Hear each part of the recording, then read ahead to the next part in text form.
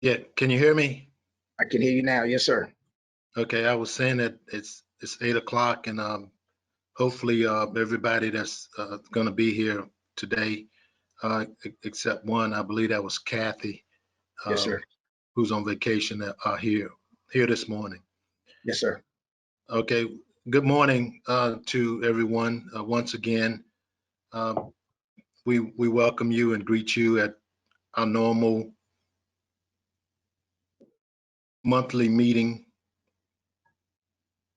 of our Economic Development Authority. Once again, under the trying circumstances, we're in the mode of virtual meetings.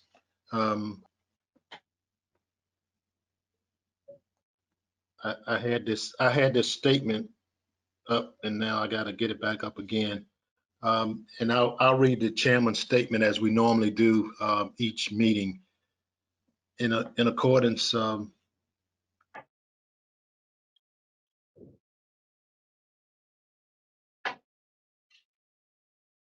in accordance with Governor Northam's declaration of state of emergency due to novel coronavirus, Executive Order 51 on March 12, 2020, and the local declaration of emergency ratified by the Portsmouth City Council, and due to the coronavirus pandemic, which is continuing in the Commonwealth of Virginia, this meeting of the Portsmouth Economic Development Authority is being held by video conference on the 17th day of November, 2020, with a quorum present in the 6th floor conference room in the City Hall in order to reduce the likely spread of the coronavirus. Each EDA member is participating from their home. This meeting is being held in accordance with Portsmouth City Council Ordinance 2020-102. Notice of public access and participation to this electronic meeting was posted on the EDA and the city's website, and comments to the board about this meeting were received by EDA staff via the email porteco@portsmouth.gov email address. At this point, as is our normal process, I greet everybody, and I'll call for roll call. All right. Thank you, Chair, Vice Chair, members of the Commission. Good morning. Mr. Barber. I'm here. Ms. Drury. Mr. Kovacic. Here. Mr. Mitchell. Here. Mr. Saunders Smith. Present. Mrs. Smith.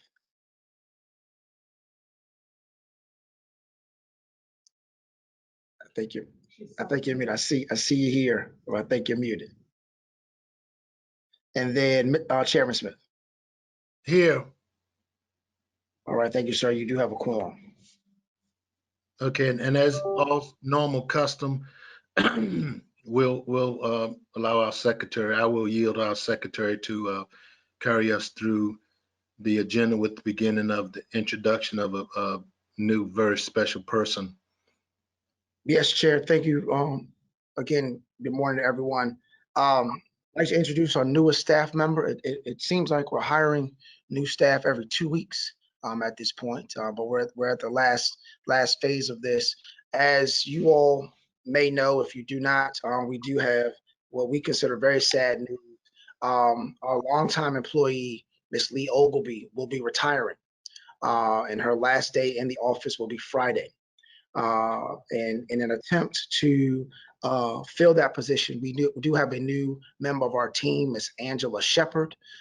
She comes to us.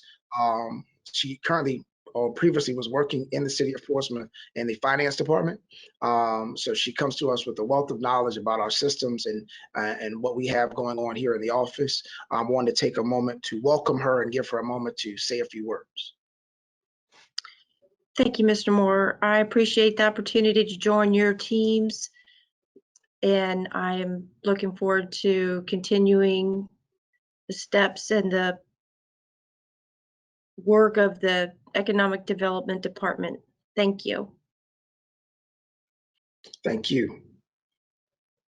Next up, we have Chair, the minutes from the October meeting, and that will require a vote. Has everyone had an opportunity to review the minutes of the meeting? If so, are there any questions? If not, then I'll entertain a motion for adoption of the minutes for October 20th. I move for approval. I'll second that. Thank you, Ms. Saunders Smith. Thank you, Mr. Barber. Okay, roll call, Mr. Barber, Aye. Mr. Kavachi, Aye. Mr. Mitchell, Yes. Ms. Saunders Smith, Yes. Ms. Smith. Aye. Thank you. And Chairman Smith. Yes. All right, motion carries. Next on the agenda is the financial update. I am proud to say that our finance staff has worked diligently to make sure that you all had financials this month. And we do also have on the line, I believe, Ms. Patty Phillips to provide the finance update. Good morning. Can everyone hear me? Yes. Good morning. Good morning. We have prepared financials through the month of September. And if you'll turn to the statement of net position, which is a balance sheet, you have cash of $862,102. We have some lease income receivable yet that is due but not yet paid of $83,333. Of course, your deposit receivable on High Street. Land where the hotel land and air rights of $1,205,661, and then property held for resale of $21,624,973, which is an increase of $4,872,510, which is your recent acquisitions. There's a revenue note due of $5,217,000, and your most recent debt associated with your property acquisitions of $1,743,544, and you owe the city at the end of September of $168,900. So your after the restrictions, you have an unrestricted balance of $15,440,964, and just remember that is primarily the value of the land held for resale. The income statement of income and of revenues and expenses, you've had property land sales of $500,000, and then you'll see contractual services and so forth associated with your properties. Economic and business development, $105,000. Development properties, $145,000. So your net operating loss is $345,493.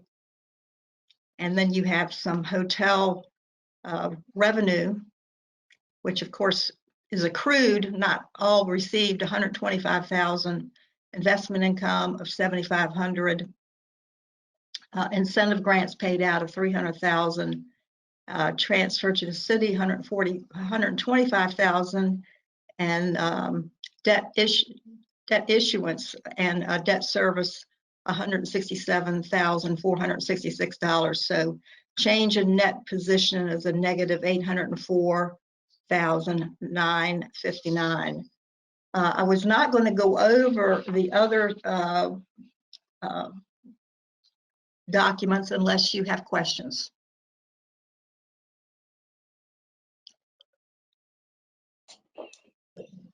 Okay. Yeah.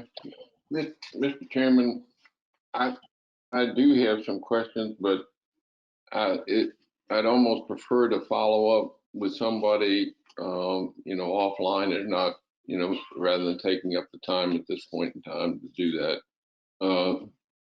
Who should I talk with, in between the meetings? I'd be happy to talk to you. All righty. If you just give me a call, that'd be great. I appreciate it. Be glad to.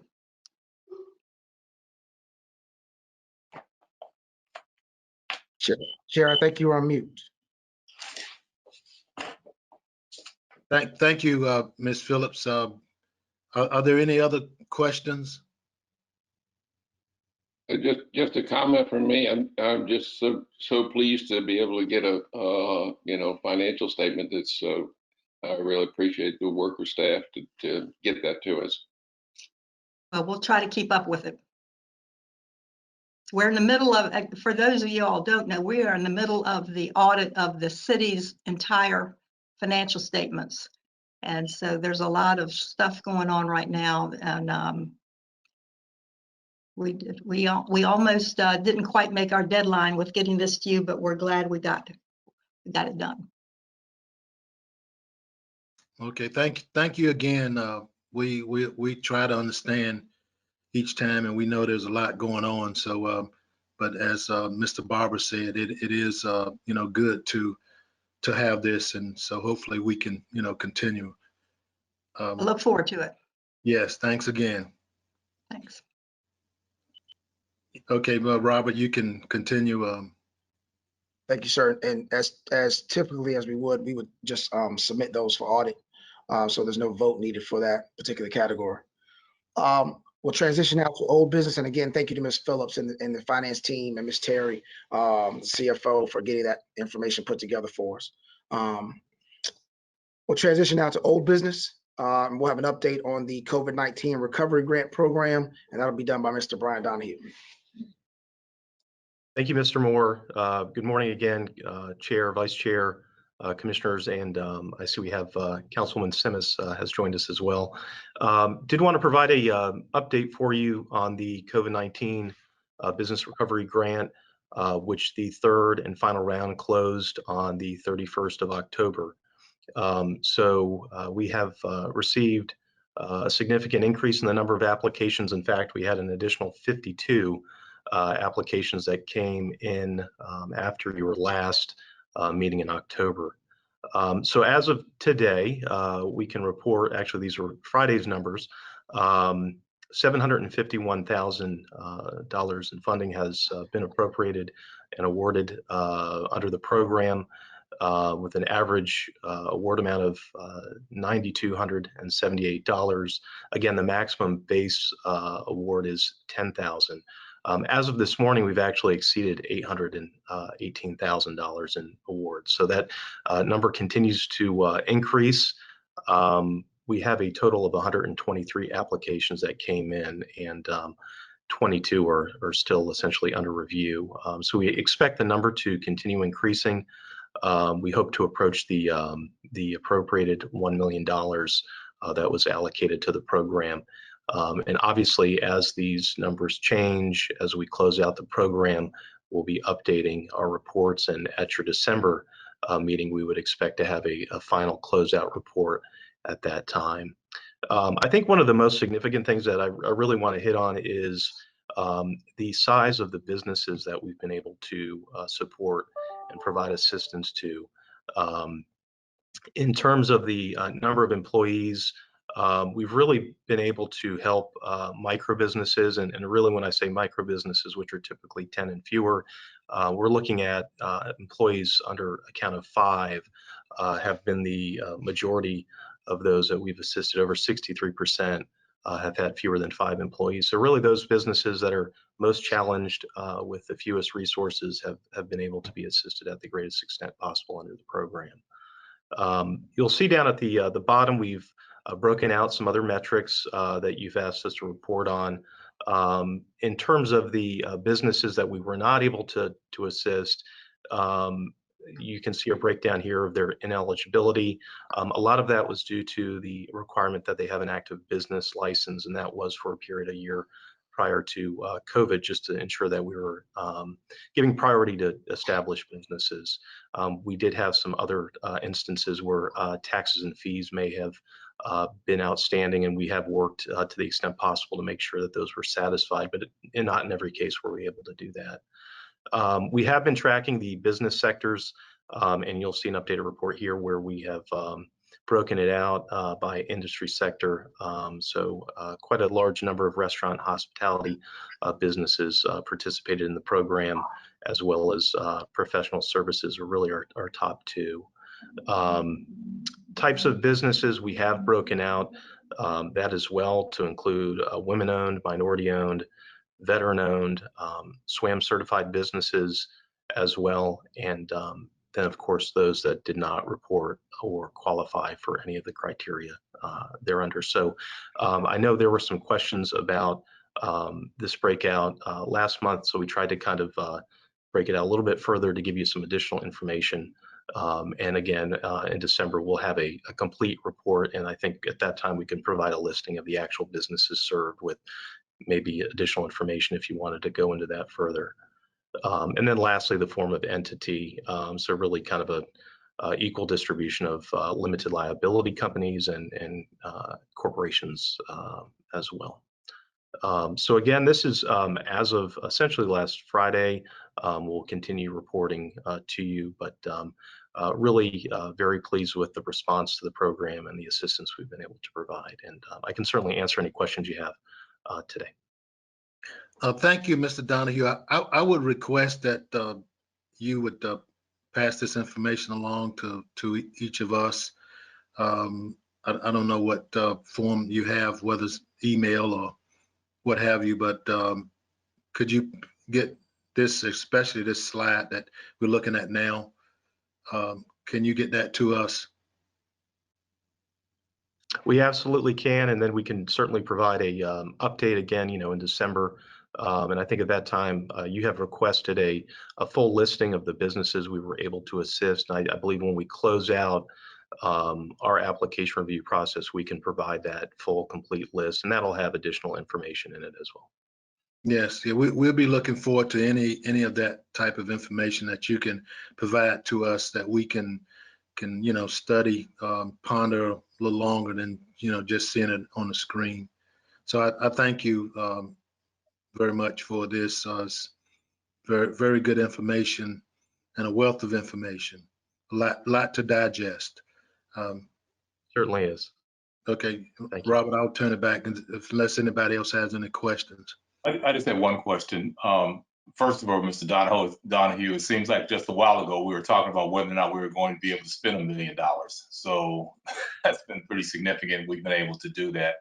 My question is, if there is a second round, is there any work that we can do now to kind of prepare ourselves to manage that new onslaught? So for example, if you're going for a second round, would you have to resubmit everything, or could you just update certain parts of your application?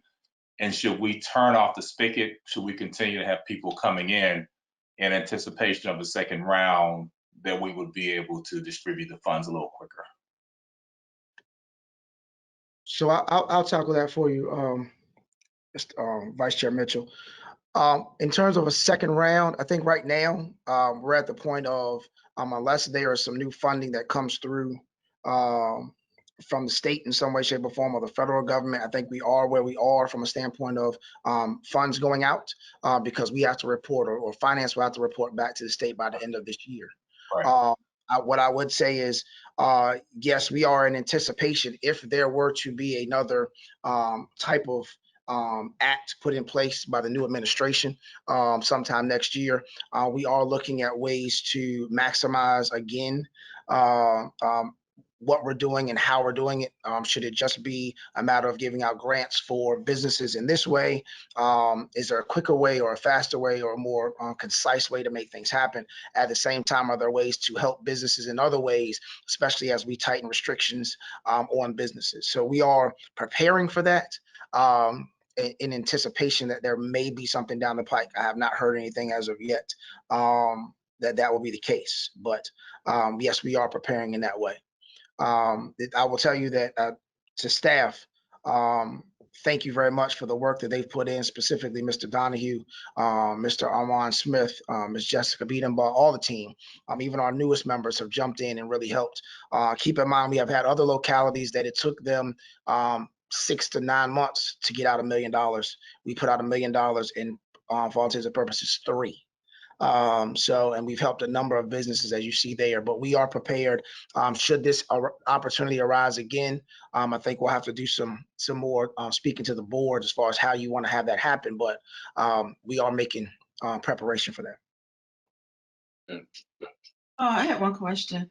First of all, thank you for the report. I really do appreciate that.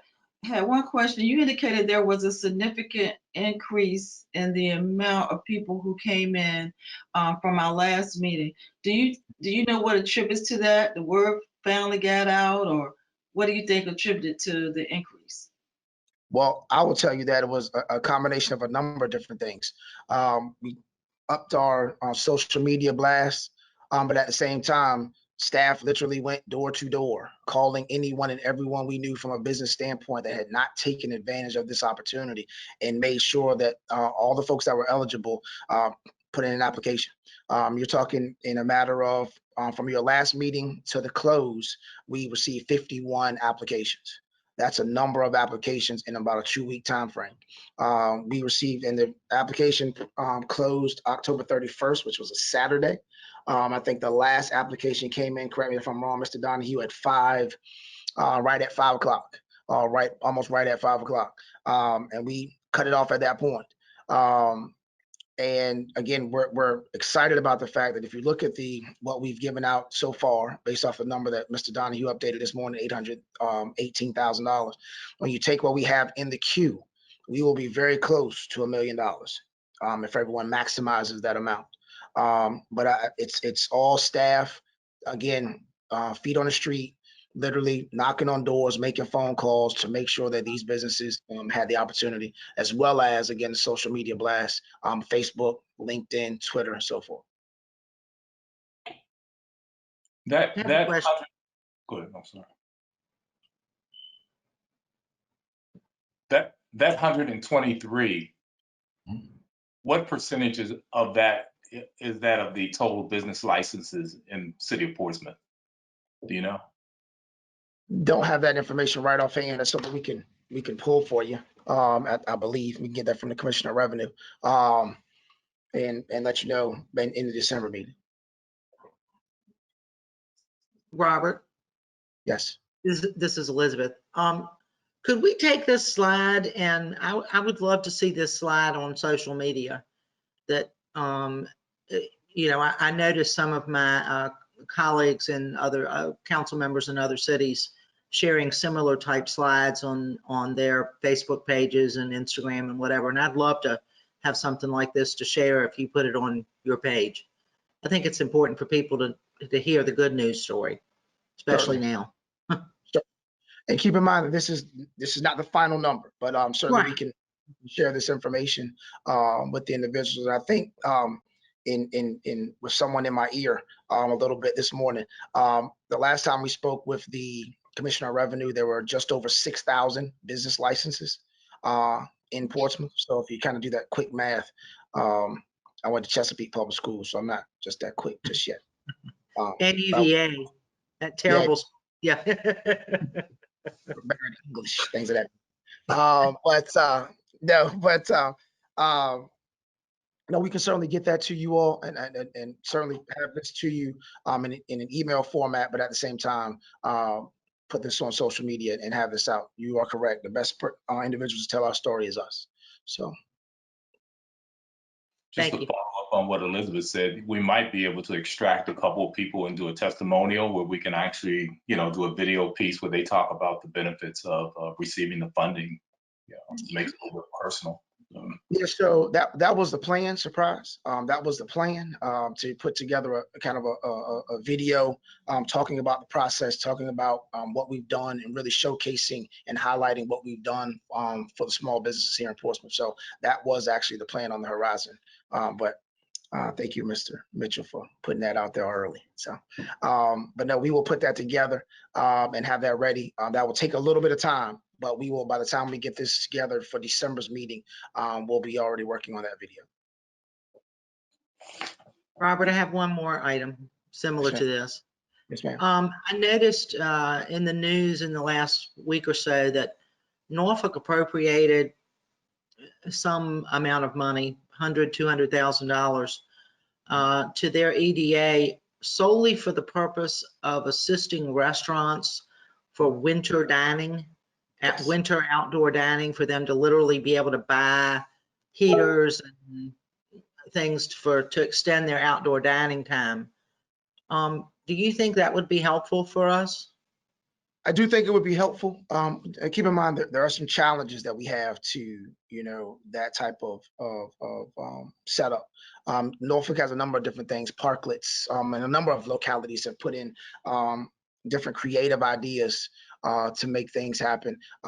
We have discussed internally and somewhat with the chair and vice chair that opportunity. Localities have utilized the CARES Act funding to do that. What has been appropriated right now ultimately will probably be dispersed. But certainly if there was some opportunities to assist businesses with additional outdoor seating opportunities, certainly the heaters to accommodate that, we definitely think that would be something beneficial to the businesses. Certainly we need some money appropriated or potentially the EDA to make the appropriation in some way, shape, or form, but we do think that is something that would be beneficial. Thank you.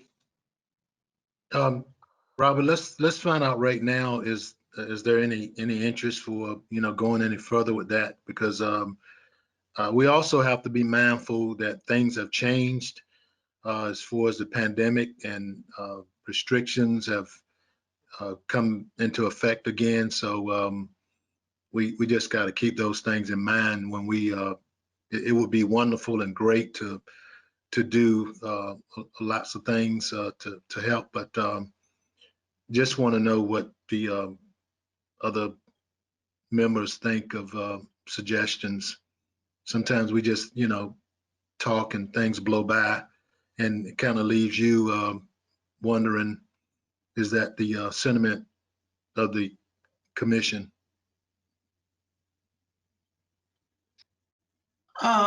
This is Teresa. Yeah, we talked about this last month. I think the last meeting we had about the fact that we did want to do that, to see if there was some availability to do that. But I'm a little bit unclear.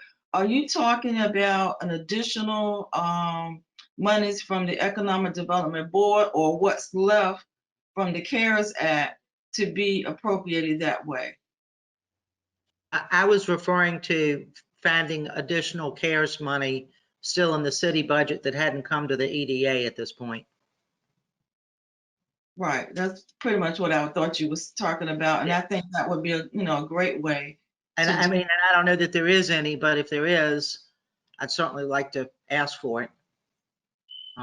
If it's the will of the group.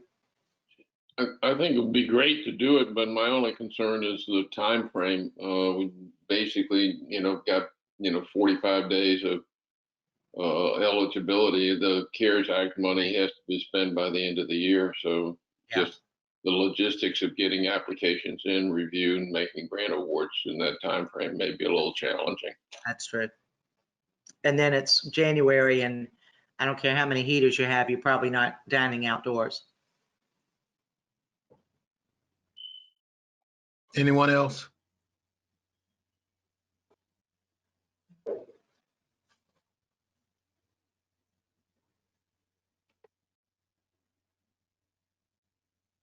I don't like to use that old saying, silence is consent. It's not necessarily true, but I don't know how to interpret. Since I don't know everybody personally, I haven't talked to you about this matter, and we won't get another opportunity to do that. So I guess we'll leave it like this, Robert. It's something that, we'll see how things develop. Yes, sir. In anticipation of this, we have already begun kind of putting together, formalizing some type of program. Again, we can speak with finance and maybe City Manager Pace to see if there's the opportunity. But I think Mr. Barber is correct. The time frame and the timing to get something out like that would be daunting. And at the same time, we would need to, I would think, come back to you all and do some type of official appropriation in December, which would put you at the December 15th meeting again, which cuts into the time frame. So, but again, we will research it, and we will send out an email letting you all know what we found out. Okay, thank you. We'll move along. Thank you.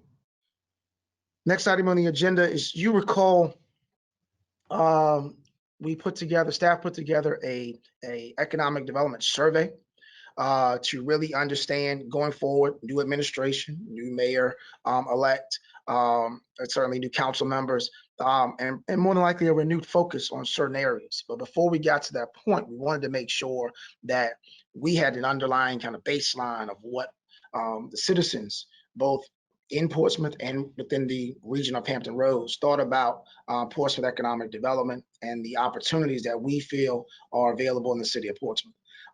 That survey went from October 5th to November 5th, so a good 30 days. In that time frame, we received 359 survey responses. You can see, based off the data that we have here, from a social media standpoint, we had significant activity on social media that led to those 359 responses. We are still going through that data. We would anticipate by January having something that we can lay out as a report, what that data kind of speaks to, and have that ready to present to the new council, if you will, the new council members going into January. But we're very excited and very pleased that individuals did take the time, which shows here is about 6 minutes, to complete that survey. I believe several of you all completed that survey, if not all of you all. And we thank you for your participation, and we thank everyone for their participation in that survey. Any questions? Okay, I'll go with what the chair just said. The silence means consent, so we'll move forward. Next item on the agenda, wanted to give you an update on the Hampton Roads Community Health Center that is in the 1500 block of High Street. This is a project that we have been working on in economic development for a good 4 or 5 years now. I am pleased to report that this is scheduled for closing on November the 19th. So we are very excited. We had the chair come in and sign the paperwork, I believe, last week to get in preparation for closing. We're very excited about this project.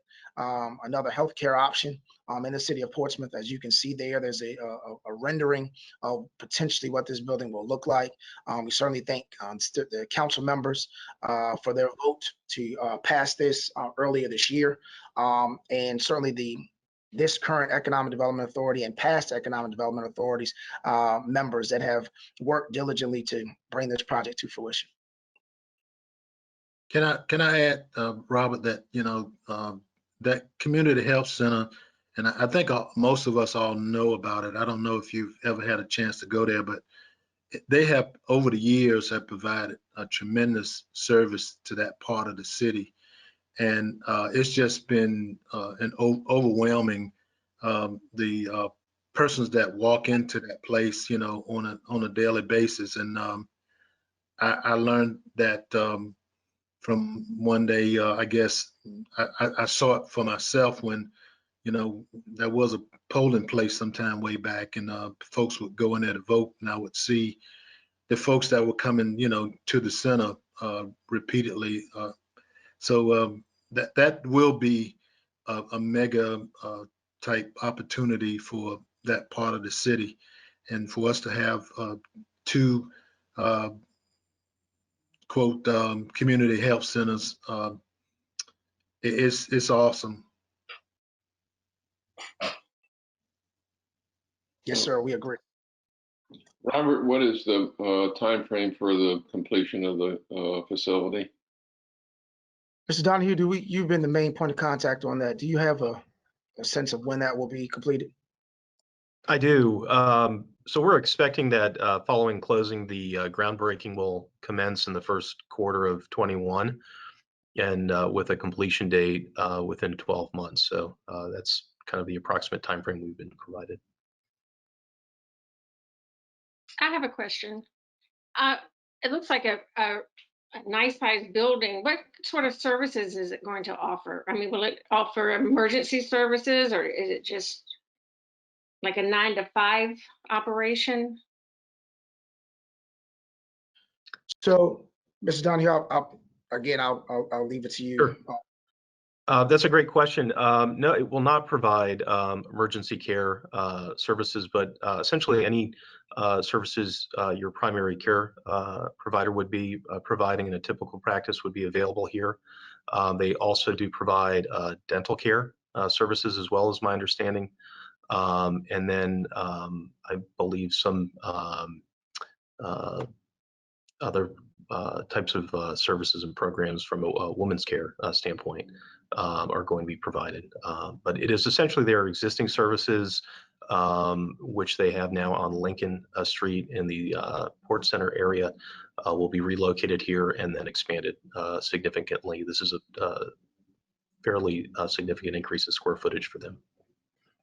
They also help with things like medication, getting your medications refilled and things like that.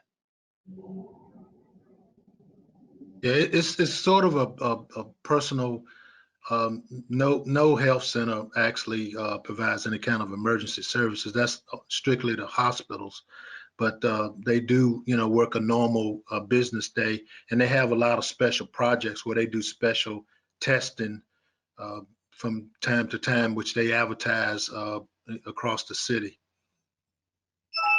The great thing is, looking out a year from now, I'm sure the city would want to identify places where people could obtain vaccines. This could be a great location, and along with CVS and other locations, but boy, it'd be great to have that already identified and be able to move pretty rapidly. So.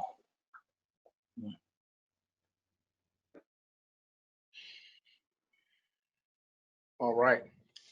If no other questions, we'll move forward. Finally, in old business, probably the most exciting business, Rivers Casino Portsmouth. Just want to provide an update. First, I want to stop and say thank you to the citizens that voted overwhelmingly 2-1 to pass the referendum.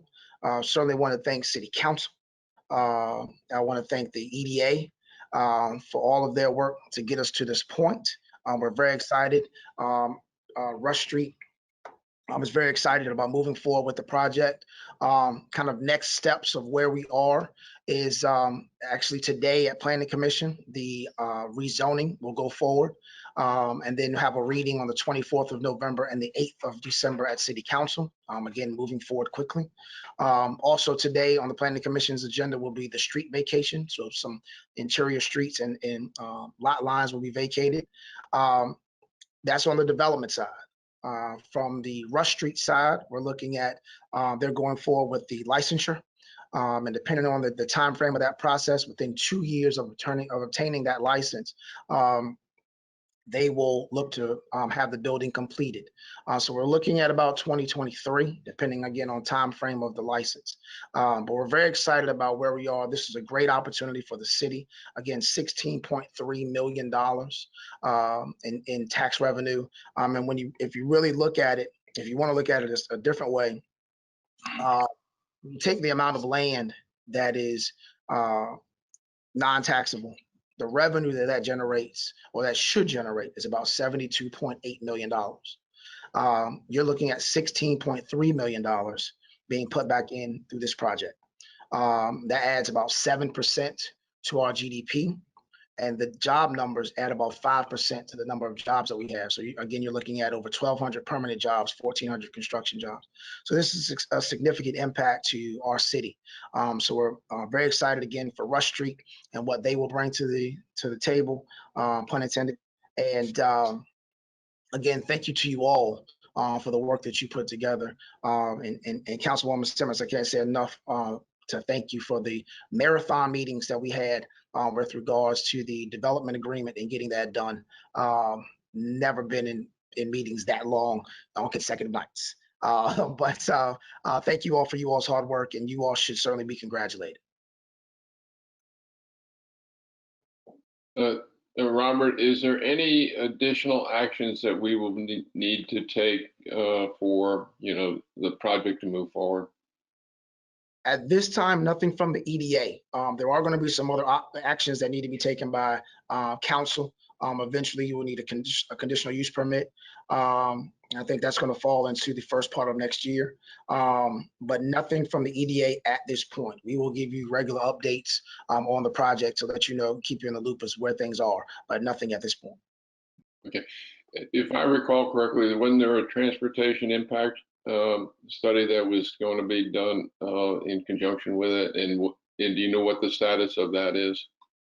So that what you're speaking of is the VDOT 527 study that has to be done because of the project being associated or potentially impacting the interstate and that interstate entrance and off ramp and on ramp.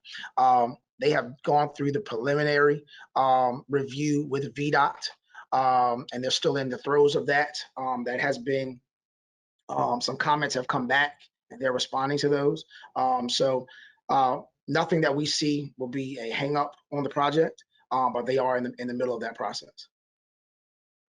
And once we receive that, that will be public record as well. So we'll be able to provide that to the EDA once we receive. Any other questions? And Robert, that's very critical to the citizens in that area. As I've mentioned before, those are the two big concerns: traffic and safety over there. So it is very critical. I think that that information gets disseminated not only to us but the public, based, what the findings are. I'm very much concerned, that all of those issues are addressed, because that's the feedback we get through the Civic League and through various meetings that are taking place in that area. Robert, just a quick question. Our friends across the water, do you know when they anticipate their casino going up? And So what I will say is this: certainly don't want to compare. What I will say is we are reaching to be and working to be the first casino out of the ground, and we are working to be the first casino built in the Commonwealth of Virginia. yeah, I wasn't trying to compare. I just wanted to know how much of a lead we would have before they came up as well. Yeah. So what I would say is that they have some things they have to work out on their side as well. And I do believe we're further along and further advanced as far as the approvals, Right. so rezoning and so forth. So we should have a lengthy lead. Good.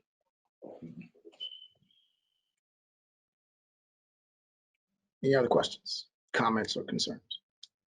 Let me add this too. I think we've read in the paper what Hampton's trying to do, and they really have a long haul to try to get that approved, because they've got to go through the General Assembly and meet a lot of the criteria that we had to go through, and we know what the length of time it took us to put something together and to meet the criteria of the General Assembly.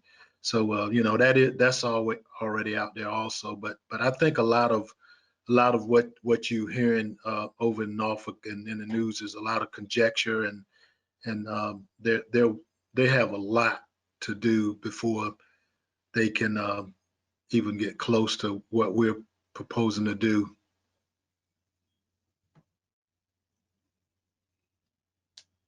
Okay, Robert, you want to? Yes, sir. Next will be new business. The first item is our December meeting. Just wanted to make everyone aware that the next meeting is December the 15th. We bring this up because start getting into holiday season now. I know that this holiday is probably going to be different from any other holiday you've ever had with the COVID-19 restrictions, but do want to keep in mind that this meeting is December 15th. We anticipate having something for some items for the agenda. So that will be the last meeting of the year, the calendar year. We're hoping everyone can attend, but we do have plans to have some items on the agenda. If for some reason something happens and we do not, we will bring that forward to the chair and the vice chair, and then the decision can be made whether or not a meeting should go forward. But at this point, we do anticipate having some items for the December 15th meeting. Okay. Next item on the agenda is FOIA training. As you know, we all have to go through that wonderful FOIA training that I think many of you all have attempted to do via the website and the link. And I think statewide, there's been an issue with getting that training done and completing that training online. We did send out to all the commissioners an additional link that they recommend going through Chrome to the Chrome interface to conduct the training. If you cannot go through the link, however, there is a video that you can watch and still meet that criteria. If you do go through the process of the training and somehow do not receive certification or some type of certificate saying that you've completed the training, please let Miss Angela Shepard know so she can take your name down. Also, if you watch the video, let her know that when you completed it, and she will take your name down and we will submit everything to Ms. Deborah White over the clerk's office. Any questions? Yeah, Robert, you sort of indicated there may be a special training session, for the city there. Is that still in planning stage, or is that is not going to go forward? There's not a need for that to go forward. We were advised that the video is sufficient. Certainly, if at any point you have any questions about FOIA, the attorney's office is always available. But as far as meeting this requirement, the training video should be suffice. Just ask the staff to send those links out again one more time. Thank you. Appreciate that. No problem. Yes, sir. All right. Our next item under new business. As always, we'd like to give you an update on our local incentive program. So I'll turn this over to Mr. Brian Donahue. Thank you again, Mr. Moore. Do have a few local incentive program applications for your consideration this morning, but did want to recap where we are. So the slide gives you a historical perspective of the previous 5 years of the LIV program and funding and how the program has performed. So you'll see, we did have a little bit of a dip last year, which I think was due obviously to COVID-19, but we do see a lot of the applications that were in the pipeline that were paused are kind of coming back to life. And I would expect you'll see those moving forward here in the next few months. What we have before you this morning is, I think, an indicator of that. So for FY 21, if we could actually just go back, prior slide. You did decide to allocate again a $300,000 amount to the program. We have awarded $122,000 to date. That does not include the applications that are under review or for your consideration this morning. So the balance in the program is just about $178,000. Next slide, please.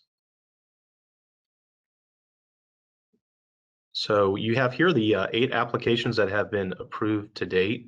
The majority of those have been completed and have either had funds dispersed or are in the process of receiving grant funding. And we do have one that is still in progress. So that is where we are in terms of the funding to date. I'm going to turn it over to Mr. Armand Smith, who's going to present the 3 applications that I believe were included in your package last week that we'd like you to consider this morning. Mr. Smith. Thank you, Mr. Donahue. Good morning, Chair, Vice Chair, Councilwoman Simmons, members of the authority. Just want to present to you 3 local incentive grant programs that we have. The first one is 509 Court Street. Used to be the old Facenda's restaurant right across the street from Trinity's Episcopal Church in downtown Portsmouth. They're requesting a grant $7,247.01 for work that he's doing. James Bailey is doing a Cajun and Creole restaurant. So this work includes flooring, new fire suppression system, plumbing, and painting. And below you have some photos, one of the exterior and then 2 interior photos of the work that needs to be done in that building. And I stand by for any questions for this first interior build out grant application.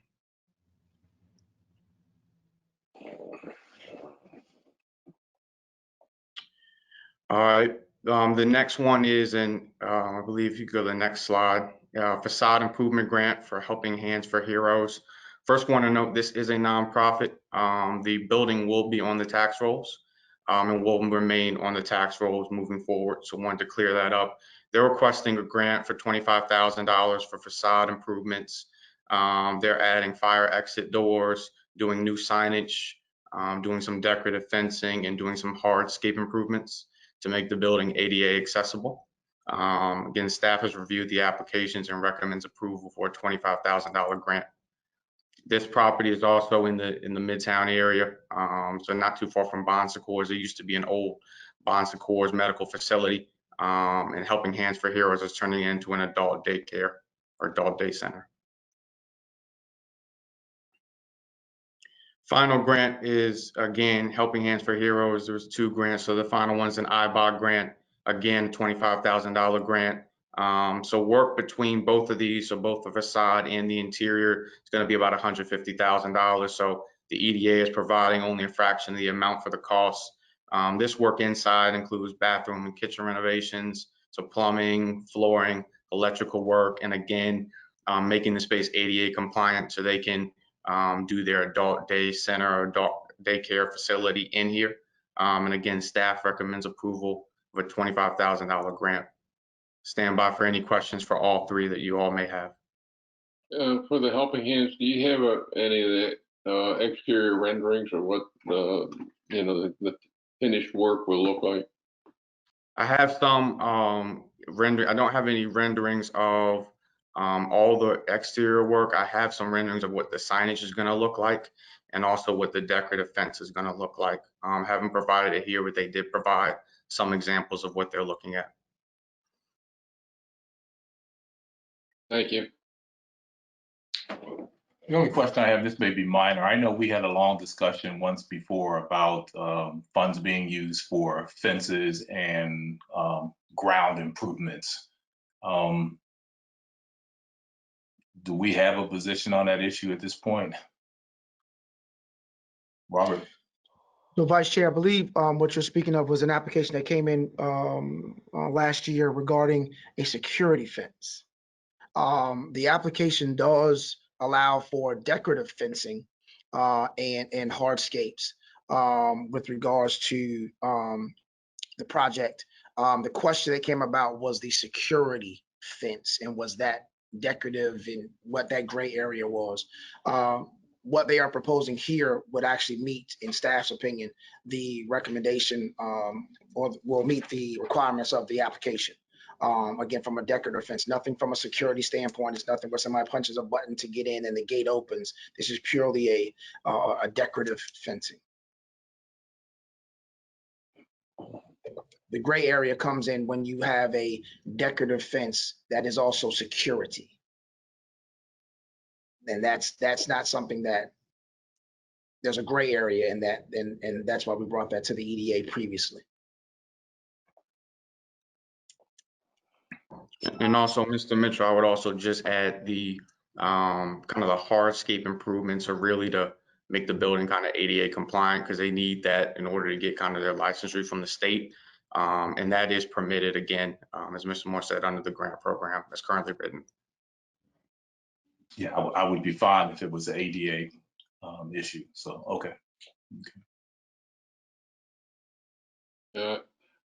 Just as moving forward, it would be helpful for me if I saw what the end product was going to look like in your presentations going. Yes, sir. Well, we will take that under advisement. Yes, sir.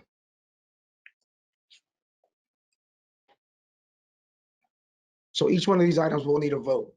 We did speak of them as one package, but we'll need 3 votes for the applications. I'll move approval. All right, so we'll start with the 509 Court Street, the former Facendas interior build-out grant. I'll take Mr. Barber's, if I can, legal. I'll take Mr. Barber's motion as approval of that. Still need a second. I second. Thank you, Mr. Mitchell. Mr. Barber, Aye.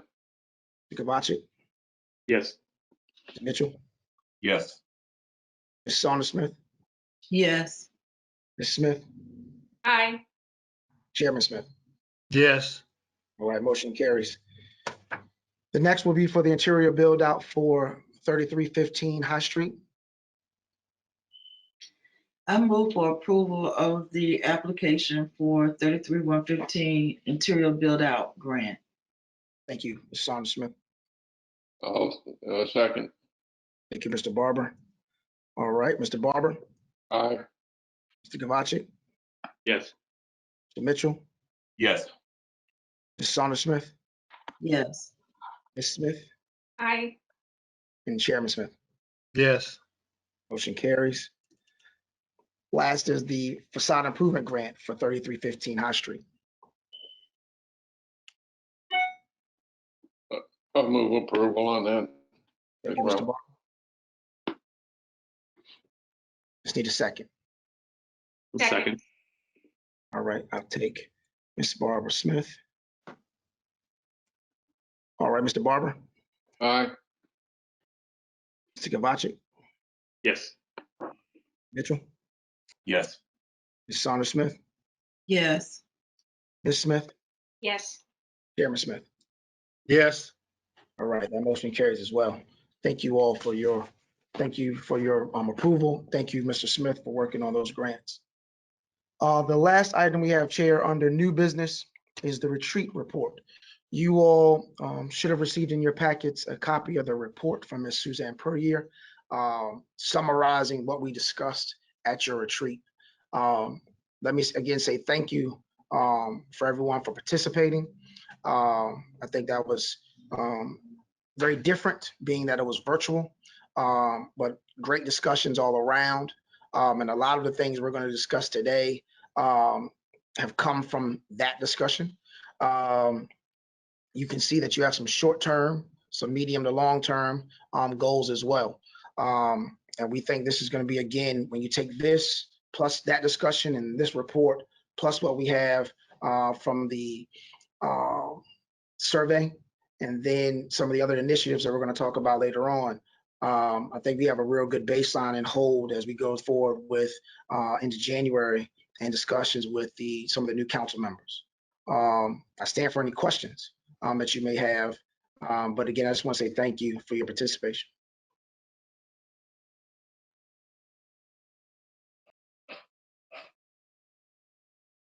I'm going to do what the chair says, and silence works for us. All right. Let me make it clear now. I said I really didn't like that, but if that's the way we have to go, we have to go. Sir, you have been recorded, so it's on record now. So if there is no discussion of the retreat report, we do have a need to go into closed session. And I think, Mr. Mitchell, you have received the. All right. I move to go into closed electronic meeting pursuant to Virginia Code subsection 2.2 3711 A.3 and 2.2-3708.2 A.3 and City Council Ordinance 2020-102 for the purpose of discussing the acquisition or disposition of real property where discussion in an open meeting would adversely affect the bargaining position or negotiating strategy of the public body, specifically regarding 0 Harbor Center Court, commonly known as North Pier, 8 Crawford Parkway, 409 McLean Street, 2520, 2610, and 2614 Turnpike Road, and office space at 200 High Street.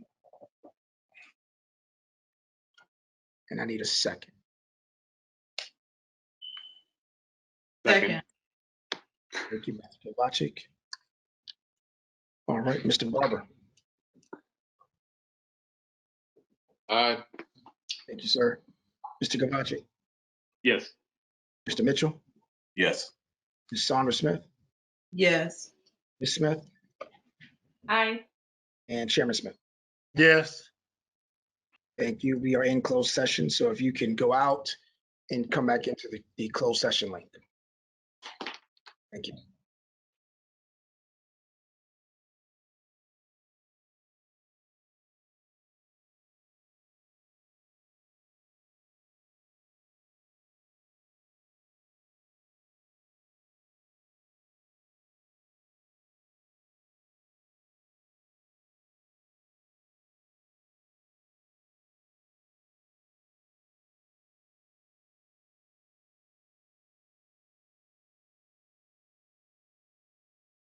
I believe we have everybody, but I'm just going to run through again just to make sure we can hear everyone. Mr. Barber, Yes, I'm here. Mr. Kovacic. Yep. Mr. Mitchell, Yes. Ms. Saunders Smith, Yes. Ms. Smith, Yes. and Chair Smith. Yes. Okay. We will need to have the certification reading that you have, I believe, Mr. Mitchell read. All right.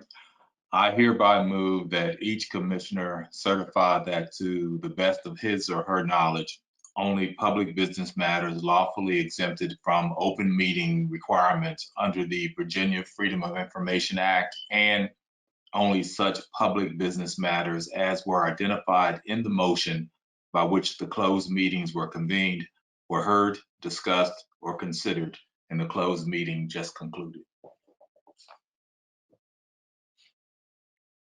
Needs a second. Second. That was, I believe, seconded by Ms. Smith. Correct. Okay, and we'll have a roll call vote. Mr. Barber, Aye. Mr. Kovacic, Yes. Mr. Mitchell, Yes. Ms. Saunders Smith, Yes. Mrs. Smith, Yes. and Chair Smith. Yes. Okay, it is approved. We are in open session. We do have 3 resolutions on which you need to vote. The first is, I believe, the resolution for the North Pier Fair Lead Cooperation Agreement. We do require a motion. So moved. Motion by Mr. Barber, and second, I believe that was Mr. Mitchell. Yes. Okay, and we will have a roll call vote. Mr. Barber, Aye. Mr. Kovacic, Yes. Mr. Mitchell, Yes. Ms. Saunders Smith, Yes. Mrs. Smith, Aye. and Chairman Smith. Yes. The motion passes 6-0. The next item is a resolution for Turnpike Road, ratifying a modification of a purchase price. Again, these are properties at 2520, 2610, and 2614 Turnpike Road. We do require a motion. Move for approval of the changes to the Turnpike Road project. Okay, Second. seconded by Mr. Barber. We'll have a roll call vote. Mr. Barber, Aye. Mr. Kovacic, Yes. Mr. Mitchell, Yes. Mrs. Saunders Smith, Yes. Mrs. Smith, Aye. and Chairman Smith. Yes. Item is approved, 6-0. The final item before you is a resolution for 200 High Street, the leasing of space. We do require a motion. So moved. Second, Motion by Mr. Barber. I believe it was a second by Ms. Smith. yes. And we will have a roll call vote. Mr. Barber, Aye. Mr. Kovacic, Yes. Mr. Mitchell, Yes. Mrs. Saunders Smith, Yes. Mrs. Smith, Yes. and Chairman Smith. Yes. The item is approved, 6-0.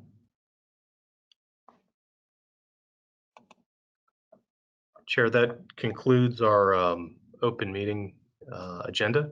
We have no other items for consideration. Okay, thank you, Mr. Donahue. Again, I just, on behalf of myself and Mr. Moore, we want to thank everyone for their participation today and for your continued patience and support for what we're trying to accomplish. Next year is going to be challenges of all sorts, from the pandemic to new government coming online locally and hopefully one nationally too, and all of the things that we have to look forward to. I thank you again for being with us this morning. And if there are any last comments before we depart? The only comment I have, I think I see Lee in the background, and I just want to wish her on behalf of, I think, the entire team here, happy retirement. Yes, definitely.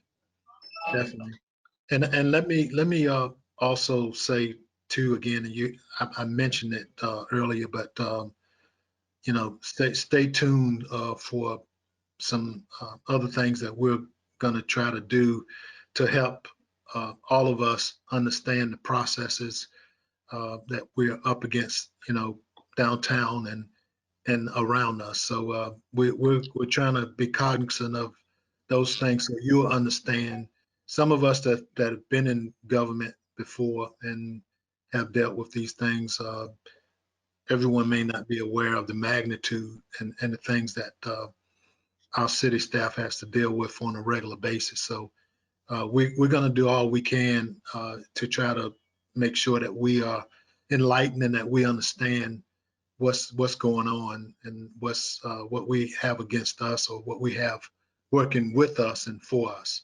So again, thank you again for your participation, and everyone have a great day. Okay. Thank you so much, Mr. Chairman. Bye-bye. Thank you all. Have a great day.